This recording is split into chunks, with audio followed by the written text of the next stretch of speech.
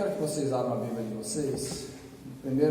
A primeira epístola que Timóteo, ou a primeira epístola que Paulo mandou a Timóteo, capítulo de número 4, versículo de número 1 até o versículo de número 7. 1 Timóteo, capítulo 4, do versículo 1 ao versículo 7. Eu vou estar fazendo a leitura. Como eu mencionei ali no nosso grupo, eu vi um comentário a respeito de uma palavra que teve lá como profecia, e eu olhei e falei assim: há tantas coisas que a gente está sofrendo nesses dias, acontecem tantas palavras, não é aquele vídeo não, que foi colocado ali, foi só algo que já deu o start para mim colocar. Eu tinha ouvido outras coisas, já comentado outros eventos inclusive, e eu achei por bem, acredito eu, que aí impulsionado pelo Espírito Santo, para nós estarmos comentando a respeito de profecia, pregando no dia de hoje. Então 1 Timóteo capítulo 4, versículo 1, ele diz assim: o Espírito Santo afirma expressamente que nos últimos tempos alguns se desviarão da fé e darão ouvidos a espíritos enganadores e a doutrina de demônios, sob a influência da hipocrisia de pessoas mentirosas que têm a consciência cauterizada. São líderes que proíbem o casamento e ordenam a abstinência de alimentos que Deus criou para serem recebidos com ações de graças pelos que são fiéis e estão bem firmados na verdade.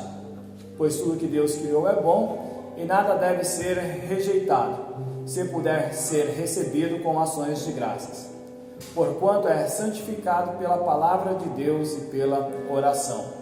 Orientando aos irmãos quanto a esses assuntos, será bom ministro de Cristo Jesus, nutrido pelas palavras da fé e da boa teologia que tem seguido, mas rejeita as fábulas profanas e os falatórios dos insensatos. Exercita-te, porém, na piedade.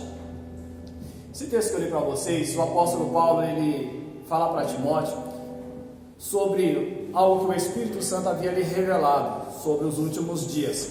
E ele traz aqui a expressão no versículo 3, são líderes que proíbem o casamento e a abstinência, e ordenam a abstinência de alimentos. Ele usa essas pessoas como liderança e vai dizer assim: eles vão se desviar da fé, dando ouvido a espíritos que enganam e doutrinas de demônios, e sobre a influência da hipocrisia de pessoas mentirosas que têm uma consciência cauterizada. Então, quando a gente parte aqui com respeito a ser enganado por espíritos enganadores, doutrinas de demônios, a influência da hipocrisia de pessoas mentirosas com mentes cauterizadas, cabe também uma parte a respeito de profecias. Então, vamos lá. Eu quero começar aqui nessa questão da profecia assim. Primeiro, que uma profecia ela não é. O que não é profecia? Um exemplo: sonho, ele não é profecia. Sonho, ele não é uma profecia. O sonho ele pode ter um significado ou não. Você vai ver o sonho de Faraó, você vai ver o sonho de Nabucodonosor, o sonho de José, mas o sonho em si não se caracteriza como uma profecia, porque ele precisa ser interpretado. Então o sonho em si não é uma profecia. Uma revelação também, ela não constitui aí uma profecia, porque também a revelação ela vai trazer uma referência de tempo. Normalmente, quando nós usamos o termo de revelação, ela diz respeito ao passado, ao tempo presente. Então você pode olhar, por exemplo, assim: Deus está me revelando aquilo que você tem no bolso, você já está com ele no bolso. Deus está me revelando aquilo que você fez antes de sair de casa. Entenda que esse tempo está para trás até o tempo do presente. Então a revelação ela vai trabalhar sobre este ponto. Uma visão. O sonho é quando nós estamos dormindo e a visão é quando nós estamos acordados. A visão também ela não é uma profecia. A visão ela tem o sentido de mostrar uma realidade que talvez nós não estamos entendendo com os nossos próprios olhos. Um exemplo disso é Jeremias capítulo 11, versículo 18, que Deus estava falando para Jeremias ali que o povo dele queria pegá-lo, inclusive matá-lo. E aí Deus mostra para Jeremias, numa visão, que Jeremias era para os seus parentes como um manso cordeiro, que o pessoal estava querendo matá-lo. Aí usa a expressão, vamos cortar a árvore e acabar inclusive com até o seu fruto. E aí ele precisou de uma visão para entender algo, para ser mais claro. Então isso propriamente não era uma profecia, estava até incluído como uma revelação. Umas palavras mais comuns que nós ouvimos falar, por exemplo, é premonição. Quem é que nunca ouviu essa palavra, né? Uma premonição ou até um presságio. Isso também não é profecia. A premonição é apenas um pressentimento ou uma sensação do que vai acontecer. Aí a pessoa fala assim, é melhor não sair hoje, porque eu estou com receio, porque alguma coisa vai me acontecer que não vai ser bem. Isso é o termo que se usa como premonição, não é profecia. Uma palavra mais francesa é o déjà vu ou déjà vu. Ele também é uma palavra aí, no caso da sendo francesa, é algo como já visto. Então já visto, como que estando no passado, a pessoa entra num ambiente e diz assim, eu te conheço, mas não sei de onde, eu acho que eu já te vi. Eu passei por esse lugar, mas eu nunca estive aqui antes. É a questão como eles entendem o déjà vu. Ele não expressa também uma profecia. Profecia, ela é uma predição do futuro, que se crê ser de inspiração divina.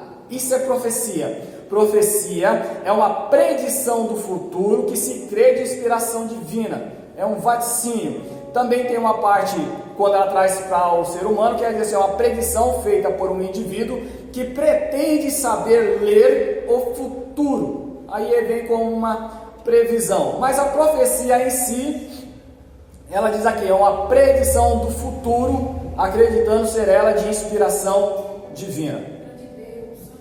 Olha só, existem profecias de outras religiões, tá? Não é só o cristianismo que nós falamos aqui como um termo de profecia. Por exemplo, Nostradamus, ele era astrólogo, consultava os astros. E ele teve uma profecia, algumas ele teve na realidade, mas uma ficou bem conhecida. Eu acredito que a maioria de vocês que nasceram aí até o ano 90 deve saber dessa profecia de Nostradamus. Vocês se lembram de qual que era? Se foi bem claro que o ano de 2000 não virava. Vocês se lembram dessa daí? O ano de 2000 teve um estrago no mundo. Um estrago, 99 para a virada de 2000. Teve gente que fez dívida, teve gente que cometeu suicídio, teve gente que perdeu o casamento, teve um monte de coisa, porque as pessoas acreditavam que o ano de 99 para 2000 não viraria, baseado na profecia do Nostradamus. E ele teve várias outras. Um homem de 1500 a 1600 mais ou menos foi o nascimento dele. Esse camarada falou isso, cumpriu-se? Não. Também teve uma profecia muito conhecida, que foi a profecia do fim do mundo em 2012 pelos maias. O relógio maia do calendário deles lá previa o fim do mundo em 2012. Vocês sabem disso, né? Inclusive isso se tornou filme. Mas foi uma predição que não aconteceu. Mas foi uma profecia. Para aqueles que já assistem aí um pouquinho mais de filme, vocês vão ver no filme... acompanhando aí o universo Marvel, o filme do Thor chamado Ragnarok, aquilo era o fim, a predição, a profecia do fim da cidade de Asgard. Thor é de uma religião dos nórdicos, onde Odin é o deus principal, é religioso também, é uma predição que está lá como um termo religioso, como profecia. Como está baseado no filme, eles fazem aquilo que querem. Para quem também assistiu o filme 300, foi ver que o rei Leônidas foi consultar os sacerdotes por termo também de uma profecia para poder sair à guerra. Então você vê que a história de profecia ela não é só algo nosso, não. Tem um monte de lugar por aí que tem profecia, sim. A questão é como é que elas na realidade vão se aparecer. Para quem é um pouquinho mais antigo aí, por volta do ano de 94 a 95, quando aquele conjunto, os Mamonas Assassinas veio a falecer, teve uma senhora de religião espírita chamada aí, ficou bem conhecida como a Mãe de Ná, que previu a morte deles. Vocês se lembram disso, né? Para quem é mais antigão assim. Lembra, né? Pronto, previu. Então, existem algumas palavras, como eu estou falando aqui para vocês, que as pessoas levam pelo termo de religião, como eu estou falando, que isso não só gera dentro de nós, não. Muitos outros lugares acontecem as profecias, porque ela está visando algo do futuro. Mas deixando qualquer aí outra religião ou método de prever o futuro, até as cartomantes que prevêem o futuro, quem joga búzio, as ciganas, inclusive, quem dizem ler a mão para ver o futuro das pessoas, tudo isso aí é um termo de profecia. Mas deixando elas fora e vamos manter aqui no nosso ponto de fé, eu vou trazer aqui para vocês algo que está dentro da Bíblia Sagrada. Aí a gente vai centrar-se naquilo que nós acreditamos como regra de fé, baseado naquilo que vem da parte de Deus. Deus deu para nós pontos para que a gente andasse e pudesse ter uma certeza, para que não caíssemos em ciladas, como Paulo falou assim, dando ouvido a pessoas com a mente cauterizada, fazendo com que as pessoas sejam enganadas. Então vamos lá, eu não vou centrar em nenhuma profecia para a gente demonstrar nada, ou palavra falada, apenas dar uma direção aqui. Números capítulo 12, versículos 6 ao 8, Deus chega ali com Moisés e Arão e Miriam e vai conversar com eles, porque Arão e Miriam falaram mal contra Moisés. E naquele termo ali que Deus estava falando com eles, ele citou bem claro o ponto de profeta. Ele diz assim: quando tem um profeta no meio de vocês, eu, o Senhor, me faço conhecer a ele por meio de sonhos e visões. Mas com o meu servo Moisés não é assim, porque com ele eu falo face a face, não por enigmas, mas claramente. Então Deus ele vai dizer ali que o sonho e a visão ele é como um enigma, como uma parábola. Ele precisa ser, como eu disse, interpretado. Mas quando ele trazia a mensagem para Moisés, ele falava com ele cara a cara. E aí era sem enigma. A palavra é essa, Moisés pode passá-la direta, sem interpretação. Então eu olho nessa palavra aqui, que Deus, quando ele resolve falar com o ser humano, trazer uma mensagem, ele vai falar conosco, seja por meio do sonho, que é quando eu estou dormindo, seja por meio da visão, que é quando eu estou acordado, ou seja, falando aos meus ouvidos e transmitindo a mensagem como alguém que está falando cara a cara. Então tem esse ponto aqui.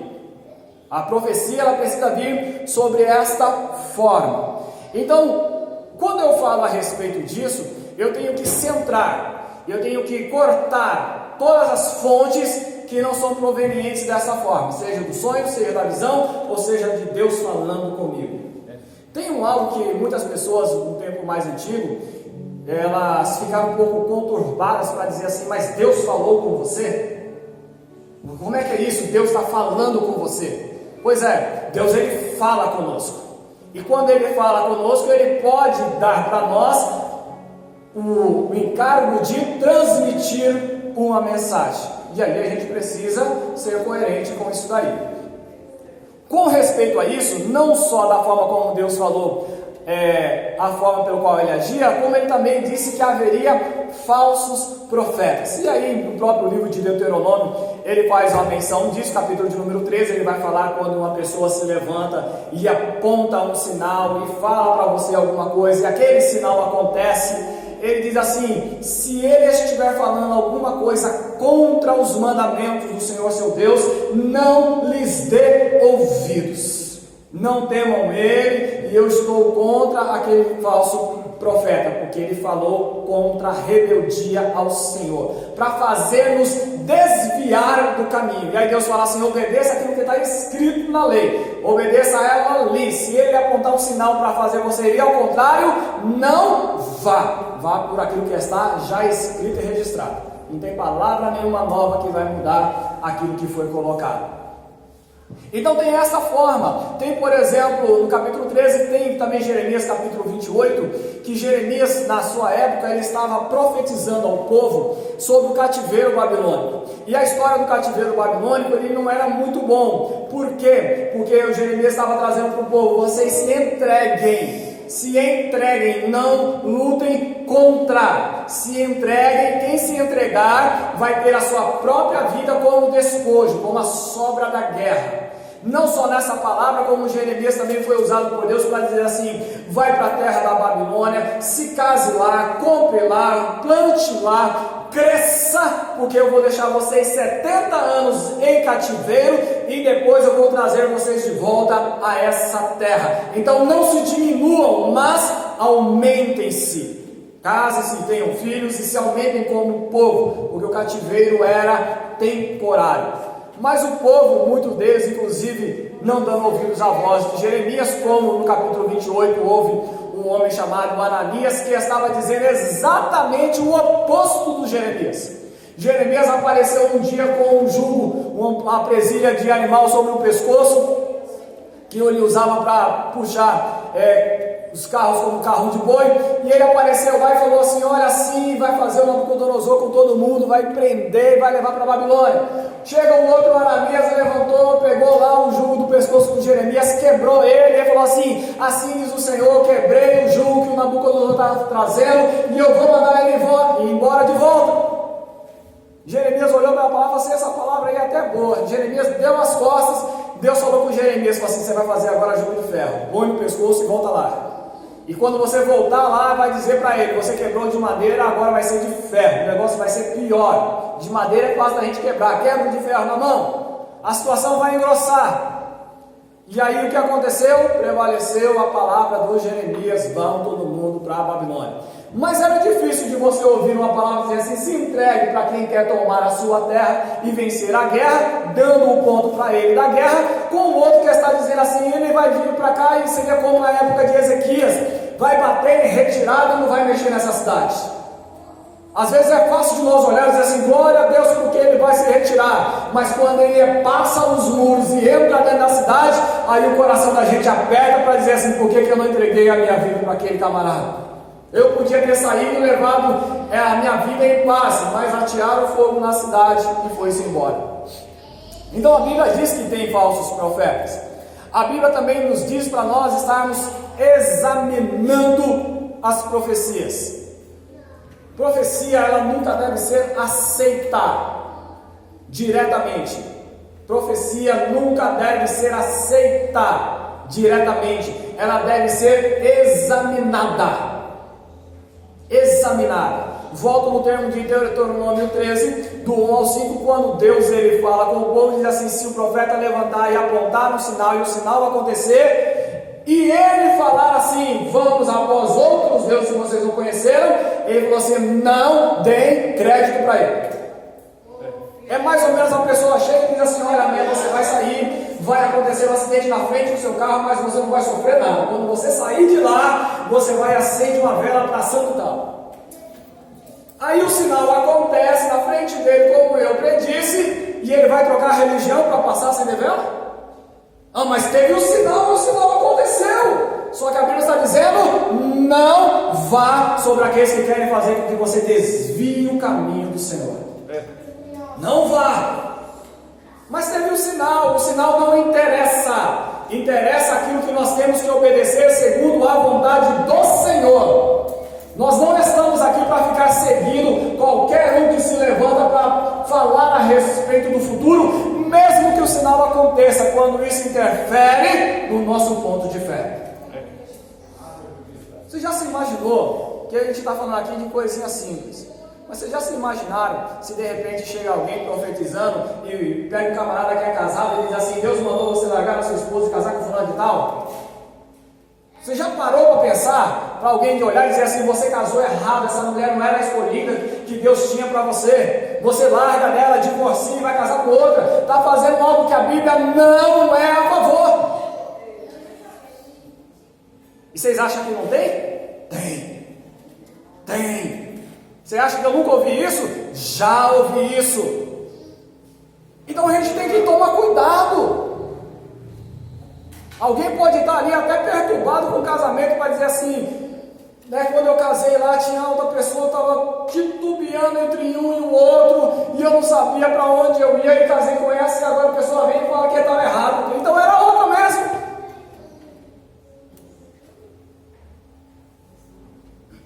O Iranildo, eu conheci ele solteiro. Eu não sei se ele vai lembrar dessa conversa. Você lembra que você conversou comigo numa moça para lá, você perguntou para mim ela assim como é que era, tal, você vai lembrar disso? Lembrou, pronto, é o suficiente para mim ter aqui. Ele chegou para mim conversar, nós conversamos. Ele perguntou, beleza. A decisão que ele tomou é dele, está casado, bonitinho, está tudo bem. Mas nós conversamos. Imagina se chega agora, Iranildo, e fala assim, não, o que você fez está errado, era aquela. E aquela está casada. Tem gente que quer nos desviar de diante da presença do Senhor, querendo que nós façamos coisas erradas, se passando por profeta. Se passando por profeta. E ainda que ele revele o meu passado, não interessa.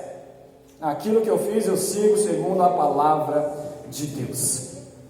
Eu olho, por exemplo, Paulo também vai falar a respeito das profecias para os Tessalonicenses, que profecia também, embora eu deva examiná-la, eu não posso desprezá-la. Não posso tratá-la com desprezo.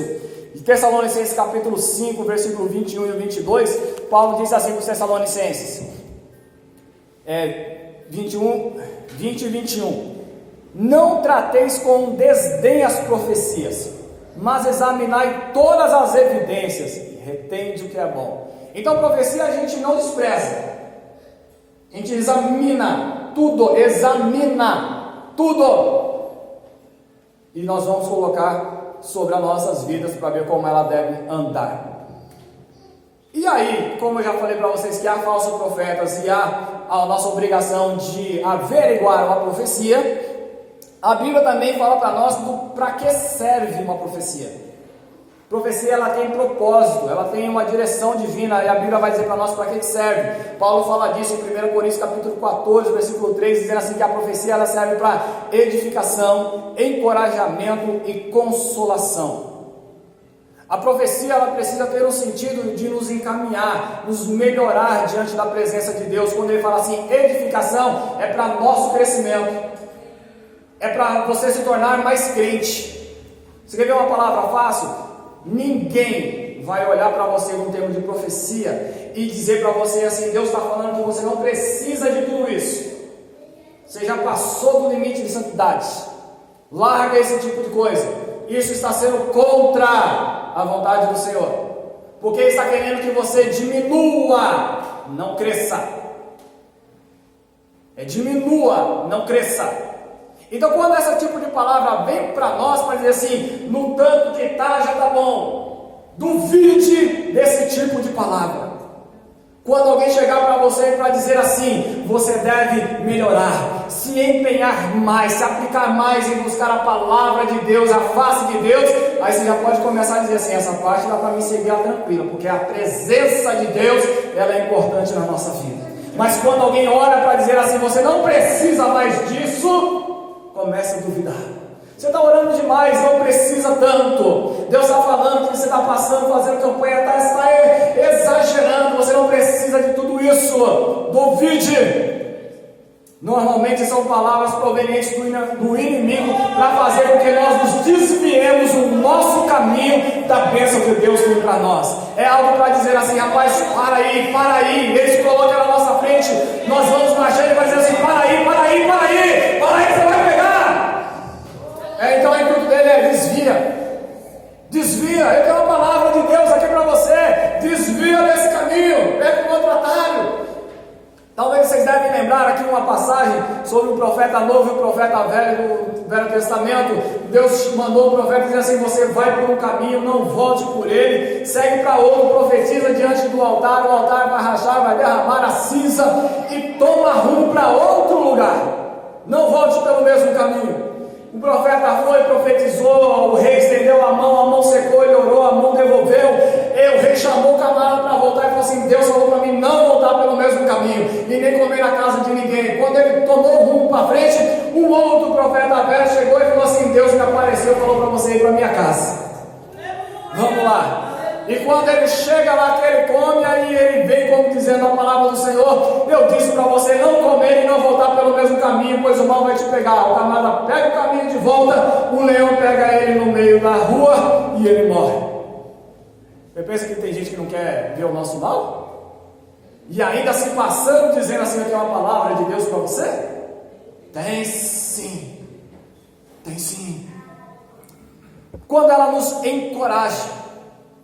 É aquela palavra como Deus chegou para Josué e falou assim: não te mandei eu, esforça-te e tem bom ânimo. Como eu fui com Moisés, eu serei contigo. Isso é uma palavra de encorajamento, irmãos. Pensa o camarada que vai assumir alguma coisa e alguém espera para dizer assim: Deus, eu preciso de uma palavra sua que me fortaleça. Aí Deus chega para ele e fala assim: do jeitinho que eu fui com Moisés, eu vou ser com você.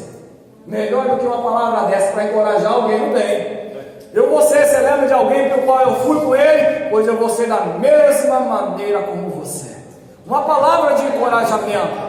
E uma palavra também de consolação. Quando você vai ler, por exemplo, várias profecias no texto bíblico de Apocalipse, como outros pontos que nos apontam para nós a respeito da volta de Jesus, que traz para nós uma esperança futura a respeito de um tempo que ainda nós não conhecemos, mas isso consola a nossa vida.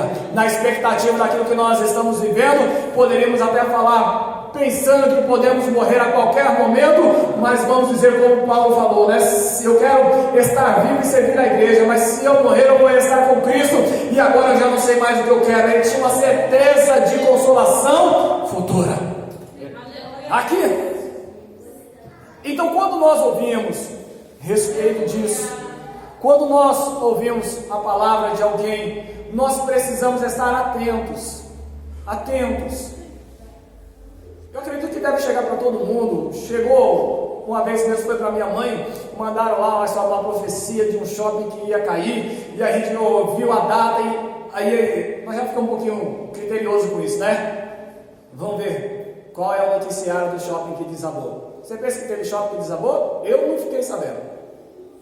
Aí a profecia corre o mundo, mas qual foi o shopping que desabou? Qual foi? Aí o aviso é: não vai no shopping no sábado no dia tal. Shopping nenhum desaba. Aí a gente fica assim: foi Deus que falou? E olha que o camarada apresenta para dizer assim: porque eu fui no monte, eu passei a noite na oração, e Deus me mostrou, e eu tive uma visão, e fala em língua estranha, e de repente o camarada grita até, e a gente fala assim: cadê o cumprimento dessa profecia? Cadê?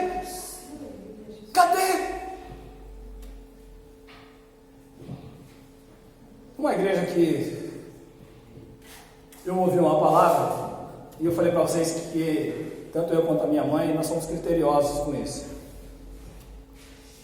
A gente ouviu a irmã que era tida como um profeta na igreja, subiu no púlpito e falou assim que até o final do ano, isso era junho, né, mãe? Até o final do ano tinha um casamento na igreja. Aí, tudo bem. E era de uma viúva, né? Até o final do ano tinha um casamento na igreja e ia ser de uma viúva. Aí a gente começa a dizer assim: quem é viúva na igreja? Aí a gente: fulano não é viúva, ciclano não é viúva, beltrano não é viúva. Tinha uma viúva na igreja, 92 anos. A pessoa era da casa, gente. A pessoa era da casa, falou isso na casa.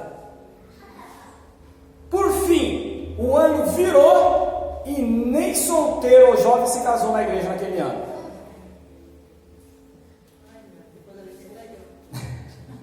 Depois ele disse que era minha mãe. Quando passou o ano, eu fazia a senhora. Foi até errado porque ela não era viúva. Aí a gente fica observando esse tipo de coisa e nós pensamos o seguinte: gente, para quê? Eu vou dizer aqui com vocês: para que ousar expressar esta palavra? Deus está mandando dizer, quando Ele não está dizendo nada. O profeta Jeremias, ele expressa também uma palavra trazida por Deus, que Deus falou assim: o que tem esses profetas de usar o meu nome para dizer o que eu estou dizendo, sendo que eu não enviei, ele não esteve comigo no meu conselho secreto, e ousa se levantar para dizer que eu estou falando? Pois eu, Senhor, sou contra tais profetas que profetizam apenas aquilo que lhe vem do coração e não da minha palavra, disse o Senhor. Então, eu coloco aqui para vocês no dia de hoje essa parte para nós, que todas as vezes que nós ouvirmos a respeito de algumas predições, de profecias, nós devemos ouvir, sim, analisar. Gostei, Roberto, da sua análise, 3 a 6 dias, ninguém sabe como é que é esse negócio, já bateu ali uma incoerência, e se ela tiver um aspecto divino, nós devemos aguardar o seu devido cumprimento. Se isso tudo não acontecer, nós sabemos que tal pessoa que se levantou como profeta é mentiroso e não devemos temê-lo, respeitando-o como profeta ou mensageiro da parte de Deus, porque Deus é contra aqueles que fingem ser seus mensageiros. Deus é contra eles. Eu me lembro da palavra de um pastor que ele disse assim, que perguntaram para ele assim: pastor, qual é a pessoa mais corajosa que o senhor entende que existe? Ele falou assim: a pessoa que eu entendo como mais corajoso é aquele que usa a expressão assim diz o Senhor. Porque se Deus não estiver falando e ele estiver dizendo que ele está falando, tem problema. E esse problema é próprio Deus que é contra essas pessoas. Não sou eu, o pastor da igreja, que eu sou contra eles. Rapaz, é falso profeta, você é contra, então eu sou contra, agora você. É o próprio Deus que olha para dizer assim: nós vamos se acertar. Você está usando o meu nome indevidamente. Como é que é esse negócio? Eu mandei? Falei para você ir? Então a gente precisa olhar sobre essas coisas.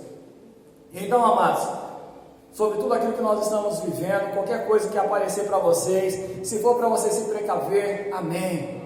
Se for para você aí de repente olhar e querer trocar o seu caminho, colocar você em perigo, tome cuidado, cuidado.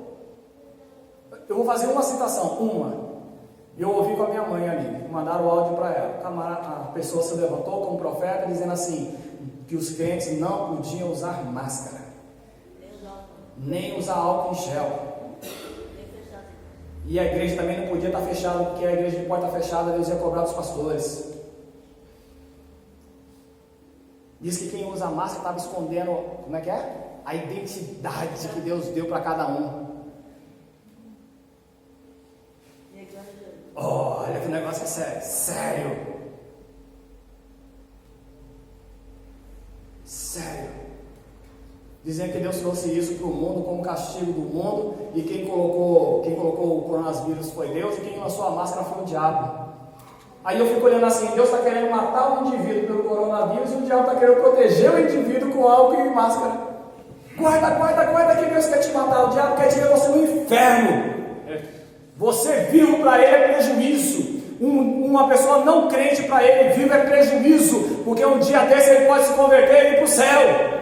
Ele não lhe quer ver você vivo. Se ele pudesse, como o texto bíblico vai dizer, já teria nos engolido vivo. É como um leão, bramando ao redor, buscando a quem possa tragar. Aí Deus resolve matar, porque ele vai dizer assim: não mata não, que isso, se protege aí. Tem coisa que torce a verdade divina. E nós precisamos estar precavidos a respeito disso. Então, você pode guardar bem, como eu fiz menção aqui, a profecia ela deve edificar, encorajar e consolar. Guarde por essa daí. Ela vai mostrar para você o ponto para dizer assim: troque seu caminho, muda a maneira de ser, se melhore diante de Deus. Isso é uma palavra para você guardar. Mas qualquer um que venha dizer para você que você está fazendo demais, ou que para você trocar o seu caminho, a forma de qual você está vivendo, para diminuição sua na presença do Senhor, pode colocar ele como dúvida. Pode chegar para um indivíduo e falar assim: chega, tá bom, pare, não quero mais ouvir a sua mensagem, você está querendo me desviar do caminho do qual eu estou andando.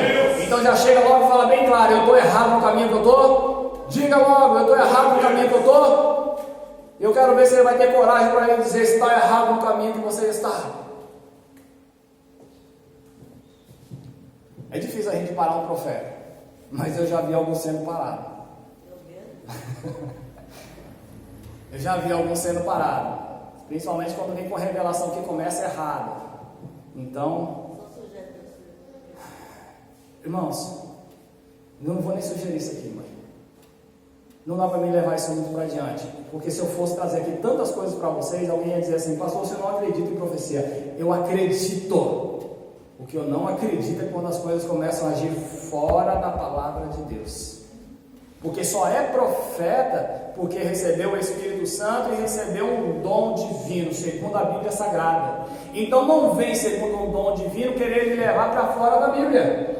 Você recebeu por aqui, não me leve para fora, me encaminhe aqui dentro. Enquanto estiver andando aqui comigo, eu vou dizer para você: então nós estamos caminhando para o céu. Mas se quiser me desviar, eu vou logo olhar para ele e falar assim: eu vou duvidar do Espírito que está sobre você, porque está querendo me levar para outro caminho. E segura se o negócio não ficar mais pior ainda para o lado do indivíduo desse, eu chegar para ele e falar assim: ah, meu Deus do céu, eu não vou falar não. Não acredito mesmo. E aí a gente põe um ponto muito sério. Mas entre interpretações e outras coisas que se seguem, devemos guardar a palavra de Deus.